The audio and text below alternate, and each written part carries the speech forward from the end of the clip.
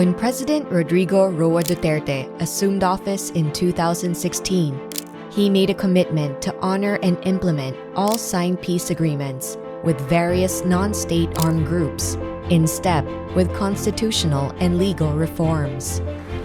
On the domestic front, my administration is committed to implement all signed peace agreements in step with constitutional and legal reforms. In order to realize this vision, the Duterte administration crafted its 6-point peace and development agenda.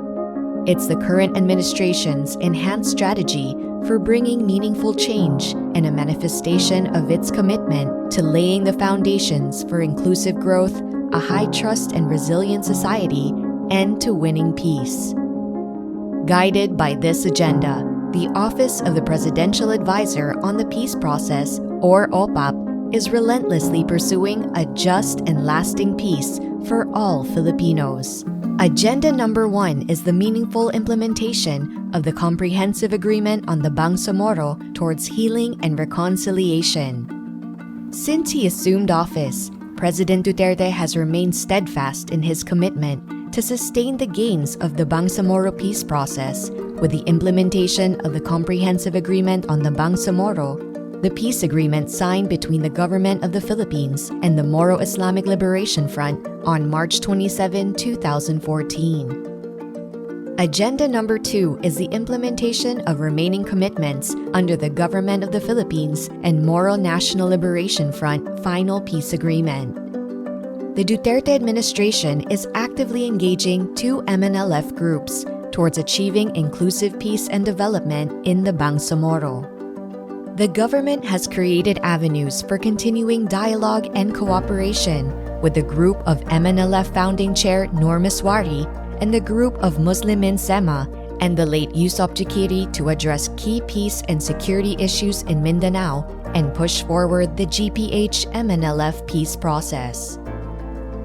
Agenda number 3 is implementation of whole-of-nation approach to address local communist and other armed conflicts.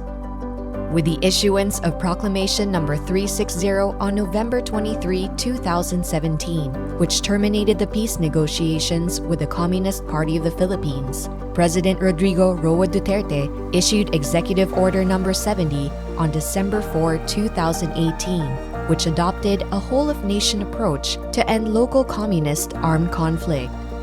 This led to the conduct of localized peace engagements, or LPEs, through regional and local task forces.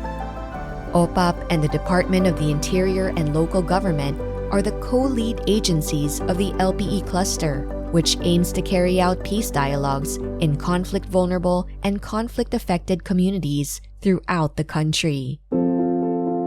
Agenda number 4 is the immediate conclusion of the Revolusyonarong Partidong Manggagawa ng Pilipinas, Revolutionary Proletarian Army, Alex Bongcayao Brigade, and Cordillera Bodong Administration, Cordillera People's Liberation Army peace process. Through the clarificatory implementing document signed on July 19, 2019, the Philippine government continues to deliver on its remaining commitments under the 2000 Peace Agreement signed with the RPMP, RPA, ABB, TPG, or Kapatiran. Meanwhile, the national government and the Cordillera Bodong Administration, Cordillera People's Liberation Army, or the CBA-CPLA, continue to implement the peace pact called the SIPAT in 1986. The peace agreement aims to help the former combatants and their families make the transition as peaceful and productive citizens through the normalization program. Agenda number 5 is Social Healing and Peace-Building Program. Through its Social Healing and Peace-Building or SHAPE program, OPAP, in partnership with the different stakeholders, civil society partners, academe, and local government units, is carrying out peace-building initiatives which aims to address the threat of violent extremism and put an end to the cycle of conflict in the country. This program aims to enhance social cohesion, promote peace building, and contribute to the improvement of the overall peace and security environment in the country's conflict-affected and conflict-vulnerable areas.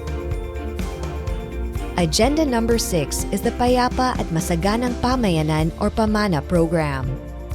The Payapa at Masaganang Pamayanan or PAMANA program was launched in 2011 as a priority program of the government that supports the peace negotiation track and contributes to the goal of attaining a just and lasting peace.